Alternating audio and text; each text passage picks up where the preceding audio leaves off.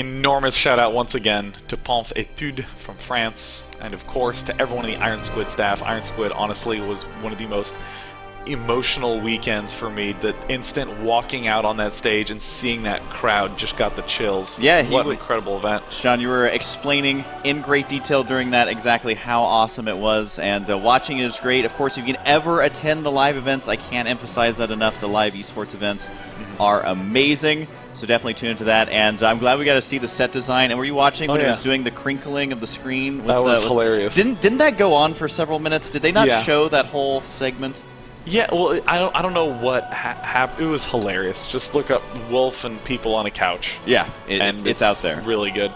And, you know, Iron Squid is just one of the many tournaments that go on throughout Europe. Europe has always had the most robust professional scene outside of Korea and China. And, I mean, you have leagues like ESL and IEM and DreamHack and, of course, the Iron Squid. I mean, there's just so much going on. The assembly tournaments, there's the Insomnia LAN in England. I mean, there's just so much there, which is why we are thrilled to let you know that the EU launch event is coming up next. That is true. The EU launch event is going to be taking place. How long is that? It's several hours. Yeah, it's going to be around 4 to 5 hours. It runs awesome. 11 a.m. to a little after 3 p.m. PDT, and I have no idea what that is everywhere else. Anywhere else. I'm pretty sure it's around 8 to midnight they might go on. Basically what you need to know is it is right after this in just a couple of minutes. So that's it's a universal time zone in just a couple of minutes. You know, I got to ask, what are some of the big events in Europe that have really stuck out for you? I will say the Iron Squid was one of my favorite to watch. I was able to catch some of it, not all of it, and the one before that as well. And I am always impressed with DreamHack and IEM. Every time I see those events, I think that it's like their big final for the year. No, it's just one of their events. Yeah, right. You know, just throwing out one of the events out there. And they do keep getting bigger and bigger, and I see more and more videos there. I know that you've traveled around to a lot of those events. Aside from Iron Squid, which ones did you personally enjoy going to? You know, I think one of them that, again, was very really emotionally strong experience for me was DreamHack Winter 2010. I remember I actually flew out there with one of the production guys I work with, Hogan. He is the man. His name's Hogan? Yeah, his name is Hogan. Kind of jealous. He was at the original Wings of Liberty launch party in 2010. He wanted to be here today, couldn't. And had been working with him for a long time, but that was one of the first times I'd ever actually gone overseas. It was, you know, one of the first times I'd gotten to work with Hogan. And he and I both flew out, and I was like jet-lagged and exhausted and having a really hard time adjusting, because it was one of my first times like with international travel.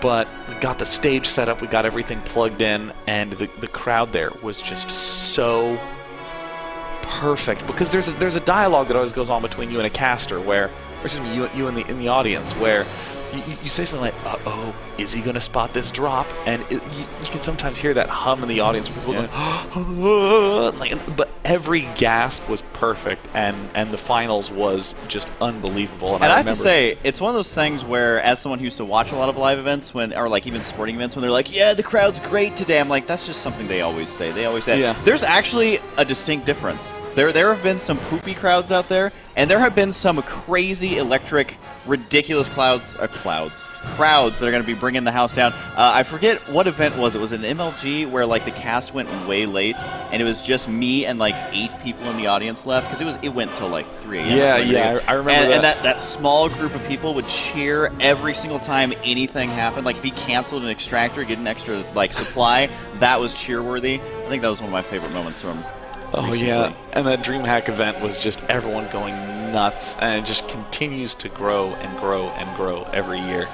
And I mean, what I've really enjoyed a lot is the big collaboration between the European and American side, because it's so difficult to get those time zones to overlap. But you know, inevitably, there's cups running online in America, and then over in Europe, there's French and German streams to match, and of course, I mean, there's been plenty of events where I've been getting up at like 5 in the morning. I even remember in the beta getting up for Europe versus Asia show match series, casting with Guritorp at the crack of dawn.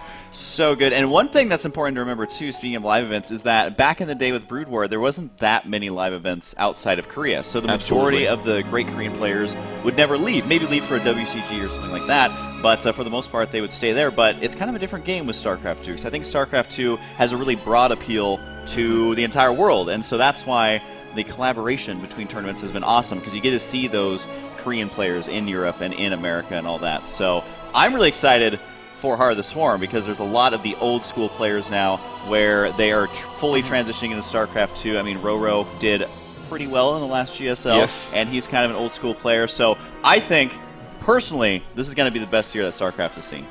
And I mean, I'm super thrilled to get at the European event to showcase the top talent that's going to be there. I mean, Stefano, Lucifron, Vortex, and White Raw are going to be doing a whole bunch of show matches. They're also going to be doing for fun matches. I'm really excited. I just want to be like, let's get rid of us and go to that, because that sounds amazing. We'll definitely be watching it from here. And in fact, if you're watching at home, I want to remind you that even though that we are wrapping up here, if you're wondering where the European event will be, it's going to be right here on this stream. We're actually going to be going down. The stream is going to go down for about 30 seconds to a minute, so you just hang tight. Stay there. I know people have short attention spans, and they're like, well, I'm going to go watch Oprah. No. Stay here for like 30, 45 seconds. At least watch Ellen. She's a little bit funnier. But it is going to be back, because I don't know how, unless we just ran a really long cord for a camera all the way to Europe, then we could not have the stream go down, but it's not going to happen, John. So it's got to go down to pick up the stream in Europe. So yeah. We'd like to just say thank you so much for tuning in to this community event. This is part 1, where we've got to showcase a huge variety of video content of all the awesome talent in the community, near and far. After the European event, we'll be right here again. We're here all day? Do we work out the amount of hours? Because I think we 20. started at 6, and it basically goes till midnight. Yeah, it's a 20-hour day. We had to be here at 5 a.m., and then you and I are done at 1 a.m. A normal work shift. And the funny thing is that we just volunteered to do that. Yeah, we're just like, yes, I'm in, I call. I woke up at 3:30. Usually I'm not in bed by 3:30. So last night I'm like tucking myself in at like 6 p.m. and I'm like, what has happened to me? I'm going to bed so early, but it is worth it. The one time I'll go to bed like an old person for the StarCraft Heart of the Swarm launch event, it's pretty good. So guys, thank you so much for tuning in. From everyone here at Day 9 TV and TeamLiquid, and of course Husky, who wonderfully came out even though he had to wake up at 3:30 in the morning. Thank you so much for watching segment 1. We hope you enjoyed the European event and look forward to seeing you for part 2 of the community event later this afternoon. Cheers!